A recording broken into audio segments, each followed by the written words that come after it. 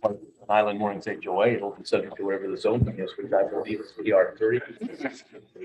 So I don't know, they're using the same street.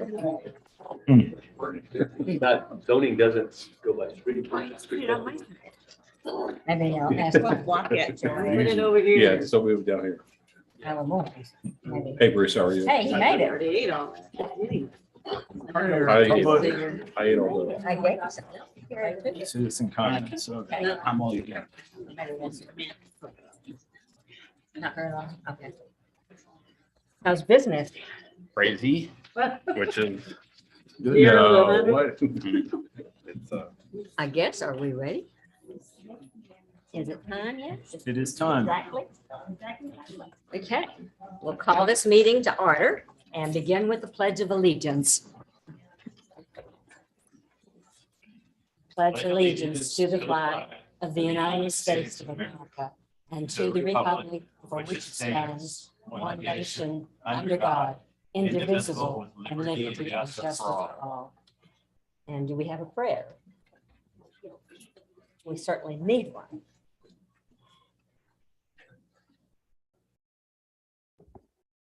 Please join me in giving thanks. Heavenly Father, as we gather here tonight, we thank you for all the blessings that you have given Port Aransas. We thank you for our citizens and community leaders that do so much for our city. We thank you for our visitors and part-time residents that contribute to our strong economy and participate in our workforce. As we conclude our annual spring break event, we ask that you provide wisdom to those that may not otherwise make good choices and protect the innocent from those that make bad choices anyway. We ask that you safely guide those traveling to and from our city to ensure the safety of all that dwell here.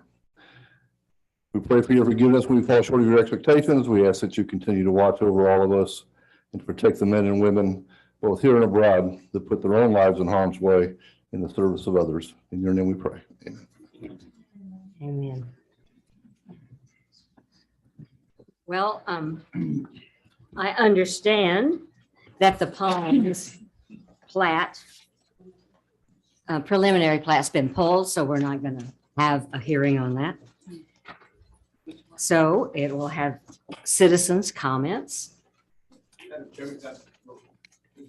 like to take this opportunity. We've not been able to coordinate, but I'd like to introduce you to your new code enforcement officer who's been with us for a few months, has been actively training successfully. So I'd like Mr. David Drake to come up and just introduce himself and say hello.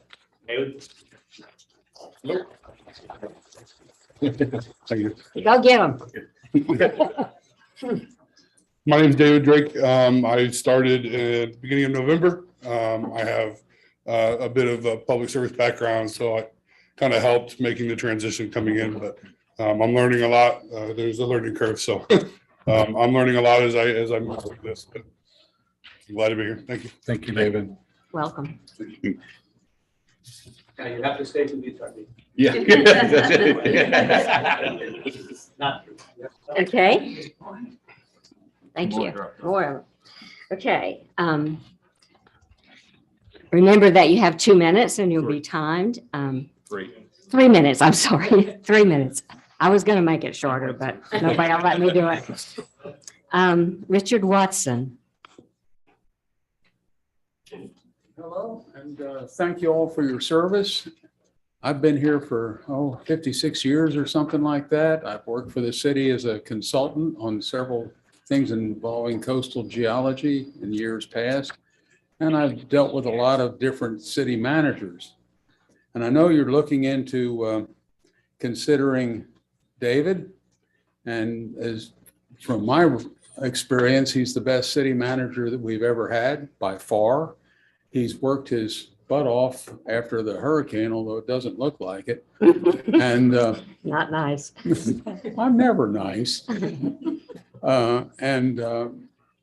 Spent weekends here and helped everybody in any way he could. And I'm sure there are many people that have had disagreements with him, including myself, but I have never seen us have a city manager that have several excellent characteristics. One, he's very thorough. He has a very long-term knowledge with this city. He was, I believe, assistant manager and other positions before he became city manager, so he didn't step into it cold. He looks at things thoroughly. He works very, very hard. And I think he's honest. And he's also wanting to spend his life in Port Aransas with his family, whereas most city managers that we've had are either in a retirement position where they don't do much because they're slowing down, or they're looking at it as a stepping stone to a bigger city. And that we don't have any of that with David. We have somebody hardworking with very excellent longitudinal knowledge of the city and all of its rules and regulations. And yeah, nobody's perfect, but I don't think we're going to even come close to finding anybody better than that. So I hope you all keep that in mind. Thank you. Thank you. Betsy Churgai.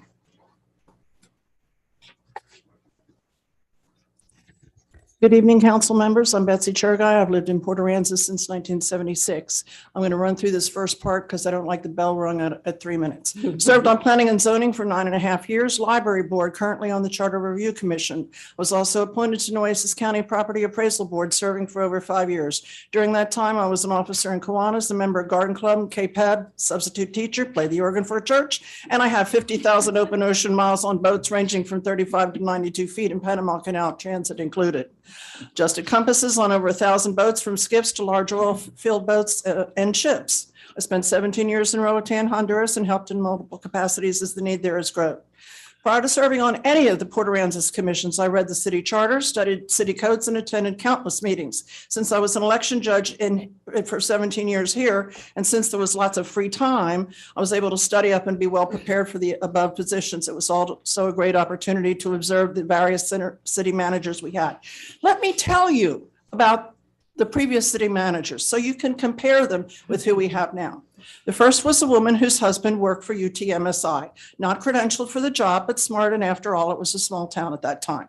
The next city manager, none of whom lasted very long, left city employ after absconding with a large set of air photos in the town that my husband, Dr. Watson, was asked to provide for the city. Subsequent city manager handled things so badly he was literally run out of town on a rail after only an extremely very short time. The one after that was pleasant enough, retired from other work. It would be accurate to call him a placeholder, a nice guy who didn't do much, and the old-time police will recall having to drive him home from time to time. We're very lucky to have David Parsons as our city manager. He was an assistant city manager for a little while before being promoted. He's done more for this town than you can ever imagine. I have observed him over 10 years, hardworking, smart, conscientious. He's also liked by most of the city employees, and few, if any, have any substantial gripes about his methods. You are making a grave error if you take action against him. By the way, I did read our city charter again yesterday, last night, and today again. It says council members can be removed by vote of the citizens for being incompetent. News to me, but there it was. There is ample evidence that some in council are pretty totally unprepared and unqualified for the position, not having attended any board meetings, failing to discuss their concerns with those of a different evidence-based view, nor can they probably stand up right now and even list what boards currently exist in this town without a cheat sheet, except they moved here and now they can want to fix things. They want to fix everything that's broken by firing the city manager. Institutional knowledge is paramount and unfortunately in short supply by some, but not all of the newest incoming members. Your failure individually as in a council to state what was going in a new direction is very shameful. It entails specifics, not rhetoric, nor did you say what was wrong with the path that has guided us to the point. Please carefully consider your actions this evening and don't incite a Putin-inspired firestorm, because Port Aransas will be the loser, and I don't think you want that. I know you love this town or you wouldn't be sitting right where you are. Thank you. Thank you. Sean Jackson / Paula. Twosome, huh? Hello, council members. Sean and Paula Jackson, we've been residents here for a little over 9 years. We belong to several volunteer organizations: Keep Port Aransas Beautiful, Keep Her Wild, Garden Club, Art Center.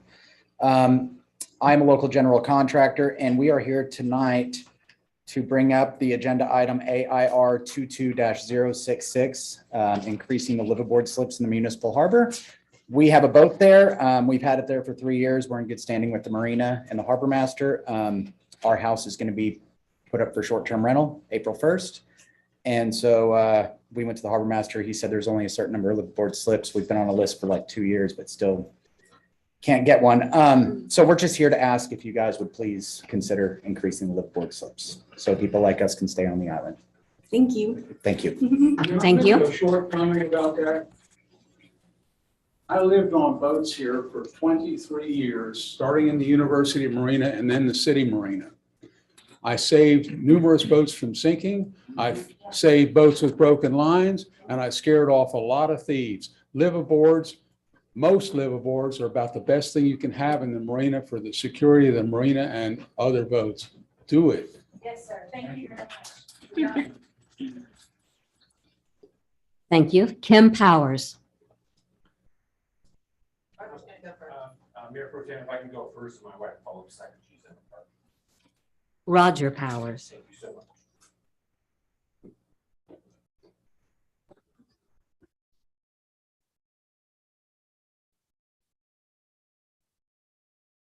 I really want to address the city attorney. I'm not sure your name, so if you can please tell me your name. Roxanne Pice Catronio. Sam, pleased to meet you. My name is Roger Powers. This is going to bring you up to speed. This is for you. Thank you. So last November, we were here talking about this house on 906 South 11th Street. As you can see from the display, it just stands out like a sore thumb. Everybody in town knows what's going up there. It's a new hotel going up there. What is going on with this house at 906 South 11th Street? About 39 feet, 35 feet is the code. So as you can see by the email that I presented to you, ma'am. Thank you from Mr. Adams. Thank you for your diligence. Our measurements this morning, which would have been on April 28, 2021, were a little different, but in fact did show deviation from the approved plans, primarily different floor trusses. We have informed the builder he has no choice but to rectify the problem. Thank you for bringing it to our attention. And I'll tell you now, nothing has been done. There's been no rectification of anything. There's been no remeasurement. There's been no visits from city council or engineering firms or anybody who would have any professional opinion and analysis of the height of this house. So I want to bring that to your attention because probably as a new city attorney, there's maybe some files that you're not being able to get hold of yet. So I want to make sure you are aware of it, ma'am. Second to that is, this is today. I'll give this to everybody up here. This is, you all presented a parking plan for this house. This is today. This is how they park. They block the city sidewalk. These are going to borough. This car actually received a ticket today. Second one in this week. And maybe when you put too big a house on too small of a lot, this is what happens. So this is going to continue to happen. People are just going to come in and park wherever they're going to park at. They don't give a rat's, you know what, about the citizens or about the safety of people on bicycles, especially the electric bikes now that are going by. So I want to make sure you're all aware of that. Third thing I wanted to say today was today I was out just driving around, okay, and I drove down Anchor and I saw Rick Adams over at the 8 townhomes he's building. I believe it's 8, isn't it, Rick? You seem to know everything. Okay, well, That's incorrect. Go ahead. okay, but we know it's your property though. It's an LLC. He's over there at 3:40 this afternoon on city time, making city salary with city benefits, city 401k plan, and he's over there in his own time. And you, Mr. Parsons, as a city manager, is supposed to be managing that. Do you allow employees to have second jobs while they're working on the clock here? Probably Okay, your not. time is up. Probably most employees don't. Thank you so much for your time. Thank you. And I appreciate your consideration. Kim Powers. Offline, any of you, I've not seen one to talk about this house, but as I've mentioned, you're welcome to come in. We'll talk offline. And I would be happy to share information about this repeated ongoing issue, but I've not had one of you come in and ask me. So please, my door is always open. I get it.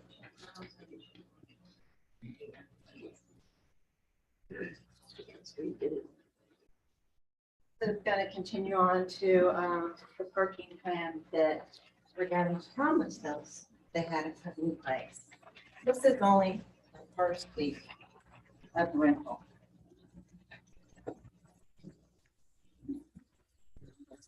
Yeah.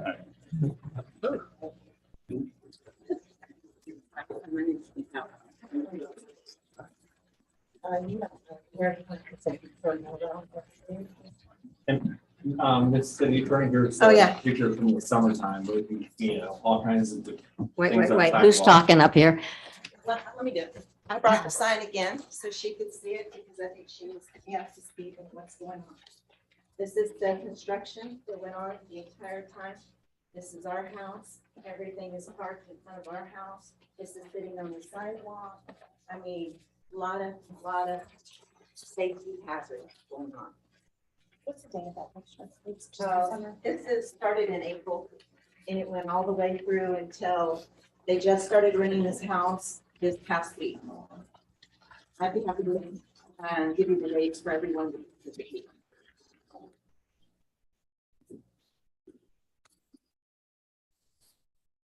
Okay, so exhibit 1, we can all clearly see that the car is parked on the sidewalk. That car, I called it in, no ticket written. Exhibit 2, you can clearly see that that car was parked on the road. A ticket was written, but it was written for parking on the sidewalk. There's two different, put the pictures side by side. One's the sidewalk, one's the road. Exhibit 3, this happened yesterday. Is that how you are going to use 6 parking spaces? Does anybody have a parent or a child or anybody in a wheelchair? Can you tell me how they're going to get down the sidewalk with people parking like that? Exhibit 4, this was today.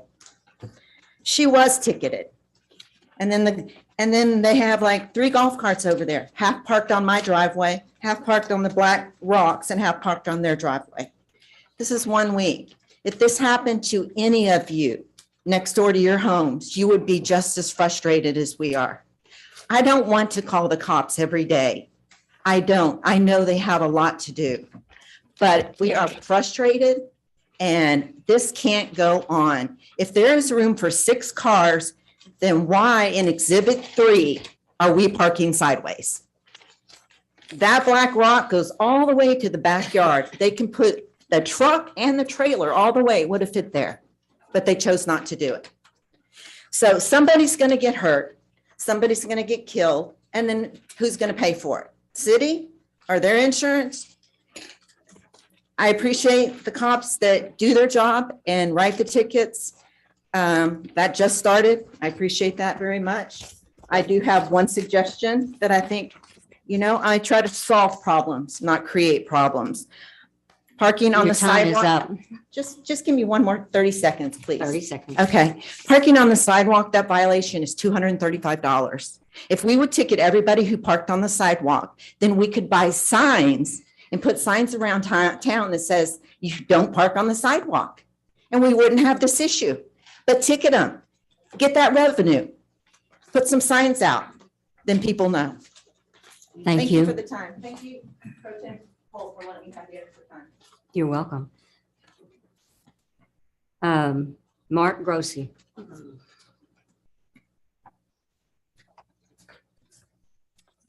Mark Grossi, Port Aransas, 206 Turtle Cove. Lived here about 50 years. I've been on the city council in the 70s, again in the 90s, I think it was. Been on Board of Adjustments, been on school board, so forth and so on. Like to think I know a little bit about what's going on in this town. First off, and this is going to be rambling as usual, I'm ashamed. Well, actually, the bomb throwers here should be ashamed of firing city. Mike Morris, it's kind of like you have a library that has 2 or 3 books you don't like, so you just burn the damn thing down because we'll just build another library. We'll go in a different direction. I would be embarrassed to say I voted to get rid of the attorney without any reason. I'm embarrassed that I actually voted for some of you bomb throwers. I would never do it again now that your true agenda is out there. Most of you didn't really let it be known, what you really wanted to do, what you believed in, so forth and so on.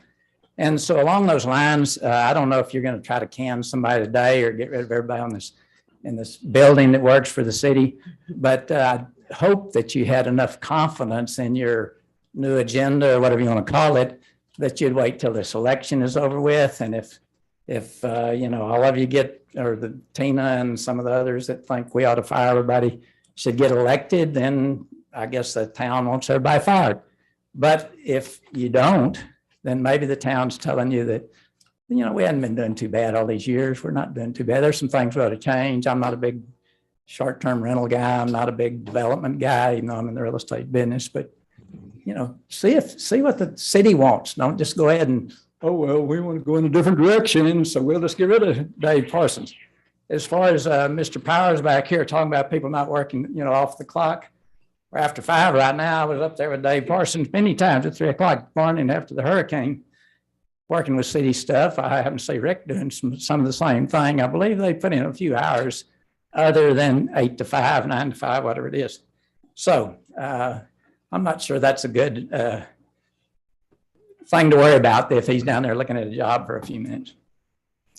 I think that pretty much I agree with Betsy Churguy. She certainly has been here about as long as me and knows what's going on. So I guess I would close with mainly saying, once again, I would hope you have guts enough, whatever we want to call it, and confident enough in your new agenda of burning the house down that you wait till after the election. Thank you. Thank you. Will Daly.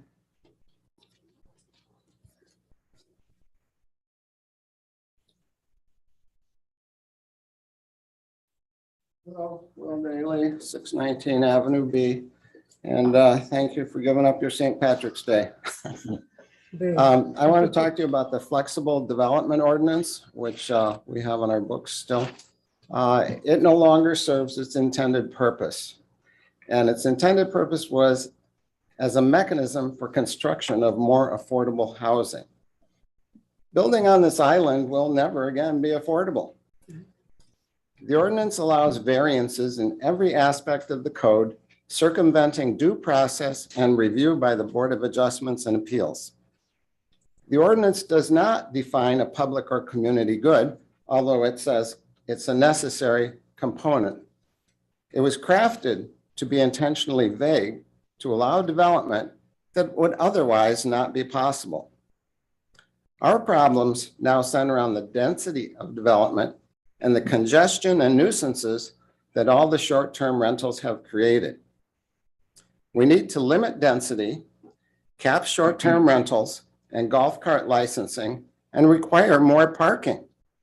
When the final build out here is complete, what do you see as a result? I would also like to point out the continued permitting of dead-end streets in our new developments. In the Code of Ordinances, read our definition of street sometime. Look up dead-end streets and cul-de-sacs. Fire code prohibits dead-end fire access roads longer than 150 feet. Can any of you back a fire truck down a 20-foot wide street? Good luck. Hey, thank you for your consideration and for your work on our behalf. Thank you. Garrett Kipke.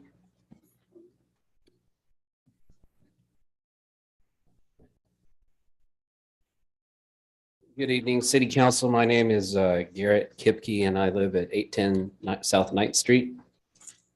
And I am a fairly longtime local resident here. I'm a graduate of the Port Aransas High School Marlin class of 2000. And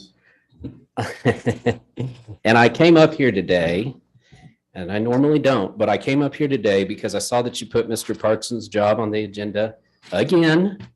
So I wanted to talk to you a bit about some of the attributes of his character, which I've personally witnessed over the years. Over the last 15 or 16 years, I've worked very hard to build myself a career here. And so I think this item is of utmost importance. Now, I know I could stand up here and state the obvious about how Mr. Parsons acted as a guiding light for this town in the wake of Hurricane Harvey, the way he fought through red tape to help us rebuild, or his community involvement outside of his professional life, or the way his house sat in disrepair because he was so busy helping everybody else out after the storm. And that's not even to mention his impeccable performance of his duties of his job. But a lot of people have stood up here and told you the same thing. And obviously everybody here should know these to be facts. When I moved back to Port A in 2005 and subsequently started my career, the atmosphere surrounding the working community here was very different than it is now. I was very green, and as a younger man, I was still somewhat unsure of how to conduct myself when it came to communicating with coworkers, city staff, inspectors, or pretty much any of the other folks I deal with. Luckily for me, I was able to glean some insight about professional relationships and conduct with city officials through Mr. Parsons. I learned through talking with David that the role of city staff is to work with its residents as a team, as they have done for many years now, and showed by example time and time again. David's always welcomed me into his office just like he has with everybody else. He's always shown a lot of patience with me. And just like everybody else, there have been things that I've gone in there to talk to him about that maybe I wasn't as pleasant as I could have been, but it's his approach to his job that has helped me in time to understand that he and his group here, including Rick, are here to provide the city and us, the citizens, with a great service. His careful consideration of managerial aspects of running Port Aransas are evidenced by many of the great steps that we've taken as a community during his time with us. I remember back when he accepted his current position and how relieved and excited so many of us in the community were that he had been hired on. This after careful consideration on his part to even take the position. Finally, we had a city manager who was more than a man at a desk looking for the next best job. We had an approachable, enthusiastic member of our community whose heart was in this town and subsequently shined through in his work. Your time is up. Can I have 30 more seconds? Okay, 30 seconds. To this day, I continue to make countless visits to the city and all kinds of weird questions, comments, voice my sometimes unpopular concerns. But every single time that I've gone to talk, David has been all ears, no matter what the nature of my visits are. His door and his mind are always open. And there's no exceptions to that. Not for me, not for anybody here. Look, I had more to say, but I want to tone it down for a second and thank you all for your service because I realize this is volunteer and the pay is no good. But I'm hoping that with every decision that you make going forward, that you keep in mind that you as individuals do not represent any portion or faction of our town. It is incorrect to assert that any one of you represent the folks who tell you that they voted for you. Each and every one of you represent each and every one of us. Thank you. So do what's right for the community in the whole and keep David on city staff. Thank you, Garrett. Read the agenda item. Pardon? I can ask Gary, Point did of you clarification, read the agenda item? Dave Parsons' position is not being evaluated tonight. Thank you. So a point of clarification, Richard, I appreciate all your comments. Gary, Mark, excellent comments, and I would not disagree with anything you've said. I personally have had very positive interactions with David Parsons. Specifically, I can tell you right now that David Parsons was critical in getting the funding that is currently underway for the public safety building. I can tell you personally that David Parsons was critical in getting the beach road funding going. So I understand David's importance to this city. It is not the intent of this. The intent of this is to discuss behaviors and the upcoming personal performance review in April. Okay, so is that clear to everyone? I mean, you're free to go ahead and continue to comment, but that is the gist of what's going on this evening. Thank you. I think the comments, I've gotten all the comments, right? Okay. So the next is executive session in which we discuss personnel matters and other things. Yeah, David has requested that this be done in public. Yes. So perfectly fine with that. And David, in many ways, the city manager is the most important leadership figure in this entire room. You are the de facto head of the city. The entire city staff reports to you, and your behavior and your actions set the tone for all city employees. You have the longest tenure here. Councils come and go. Richard, you mentioned that you were on the council here, and David, oh, I thought you were. Mark, was that you? Mark was. Okay, thank you. But councils do come and go. The city manager will likely be in his position for many years.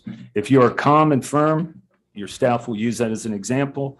But if you appear to anger easily, appear to be at odds with the council, or appear to not support decisions of the council, your staff and city employees will follow suit. Always remember that although the city staff reports directly to the city manager reports to the council. And the city manager must support decisions once they are made, irrespective of your personal feelings or agreement with those decisions. I hope I've driven home the point that your behavior must be above reproach, as it sets the tone for the entire staff of over 100 employees here.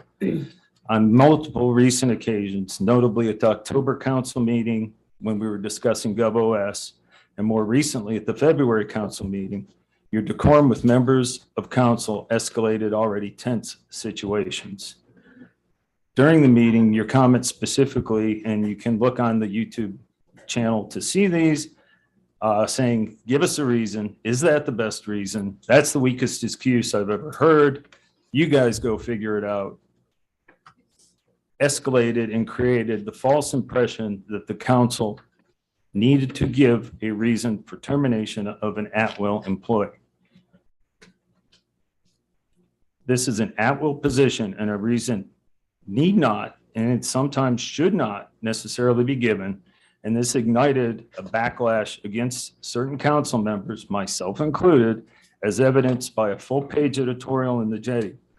Even the city attorney during this time was agreeing that no reason needed to be given for his dismissal, but you continued to push council members for that specificity. Additionally, I heard that the same attitude was presented to our interim attorney during meetings last week. And when did you meet with the city attorney? The city staff. 2 weeks ago, was it? Okay. And so, Dave, all I'm asking here is that in preparation for your upcoming annual performance evaluation, I'm respectfully requesting that you use this discussion as constructive feedback, remain conscious of your public behavior, and develop a plan to prevent such actions in the future. If you feel tensions are escalating to the point where we will get into an issue, I suggest just requesting a 5-minute recess from the chair to allow tempers to cool. At times, council expects, at all times, council expects and appreciates your input. You've been with this city for a long time, and you certainly have a lot more knowledge than many of the folks sitting up here. You have years of expertise running the city, and I personally thank you for your many positive interactions, ideas, and management. But after decisions are made, I will ask you that council's expectation is full support from you and the city staff. So that's the entirety of my comment. Any other comments from any other people? No, you hit all the points. I just wished everybody would read the agenda before they come and want to crucify you. Well, unfortunately, in the paper, it said that it was for review, demotion, or a thing, and Well, so it's very ambiguous. So without clarification, it makes it hard It is to. very legal language, and I apologize for the Well, it's not confusion. your fault. It's just the way the it's the way ordinance they is always written. put But it on. I mean, that's just. I understand that. But I mean, just we had But it this does- a couple months But it does ago. say And at the very end, city manager in preparation for upcoming annual employee evaluation. Right. And that's the next part, is that the evaluation was done last year. I never received a copy of it. I did finally get some today, Say anything about. and there were only, I think, 3 people that actually filled out the evaluation. no, they're actually all filled. It just they probably got emailed to Mr. Bouillon, and unfortunately, we don't have access. Well, they to the didn't email. show it. They didn't send it. I mean, it's it's not not on- on- it. I know that. Yeah, it's not on file. So anyway, Dave, it's not dismissing you. It's just asking for your agreeance when the council makes a decision, whether or not it's popular or whether or not you agree with it necessarily. We value your input, but up to the point when it's made, then we expect that you work with us. The tone that's set with the city staff, if you can imagine in my position now, walking out of here and, people see you saying, hey, you guys fix this, okay? That doesn't mean that I'm going to be able to come in here necessarily and get help from any people on the staff, okay? It puts me in a really bad position, okay? Thank you.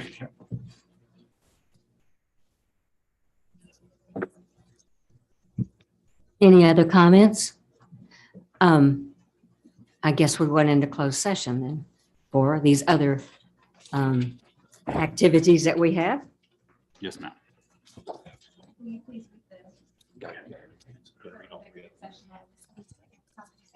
Well, I guess Fran, do you have Jim's number? Jim McKibben? All right. Section 551 of the Texas Open Meeting Act to meet with attorney to seek legal advice on a matter in which the duty of the attorney to the city council under the Texas disciplinary rules of professional conduct of the state bar of Texas clearly conflicts with the Texas Open Meetings Act regarding complaints filed against the city by Julie Shadrock. Section 551072 of the Texas Open Meetings Act to discuss purchase, exchange, lease, or value of real properties because the Will you just- deliberation Yeah, give me the number. in an I'll call. open meeting would have What a is it? detrimental effect on the position of the city in negotiations with a third party relating to 225 Cutoff Road, Port Aransas, Texas, Nueces County property. Section 551072 of the Texas Open Meetings Act to discuss the purchase, exchange, lease, or value of real property because the deliberation in an open meeting would have a detrimental effect on the position of the city in negotiation with a third person relating to 430 North Allister Street,